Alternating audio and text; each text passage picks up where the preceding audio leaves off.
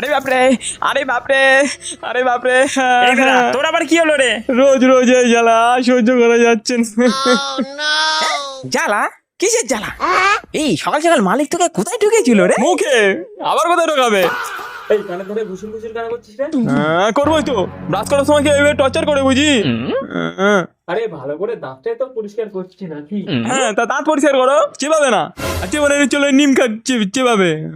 আরে ধুর, ওতে ঠিকঠাক দাঁত পরিষ্কার হয় না। হ্যাঁ, পরিষ্কার হয় না। সত্যিটা বলো না, ওটা চেবালে মুখ ব্যথা হবে। আমার অবস্থাটা একবার দেখো, এর থেকে তাহলে জুতো পরিষ্কার করে ঠিক ছিল। বেশি ফটার ফটার করছিস তুই। কতদিন হয়েছে তোকে এনেছি? এক সপ্তাহ তো হয়েছে। তুই ওয়ালা কোম্পানি যে এত তাড়াতাড়ি টাকলা হয়ে যায়? এ মালিক, এ তো ঠিকই তো বলছে। তুমি নতুন ব্রাশ তো আনো ঠিকই, কিন্তু কদিনের মধ্যে এমন অবস্থা হয় কেন? বেশি মাস্টারগিরি দেখাস না, তোর সাথে কথা হচ্ছে। হ্যাঁ, তুই আমার ফ্যামিলি আছে না, ভালোবেসে বললে বুঝতে পারে না। এ বলে কি খৈনি মুখে নেয় না, গুটকা মুখে নেয় না, সিগারেটও মুখে নেয় না, তা কি এমন মুখে নেয় যে দাঁত পুরো ডাস্টবিনের মতো নোংরা হয়? এই মুখ সামনে কথা বলবি। যাই কেন কেন, তোর কাজ পরিষ্কার করতে পরিষ্কার করবি। সারা জীবনটাই পুরো শেষ হয়ে গেছে। রোজ সকাল সকাল উঠে ওই ডাস্টবিনের মতন মুখের ভিতরে ঢুকতে হয়।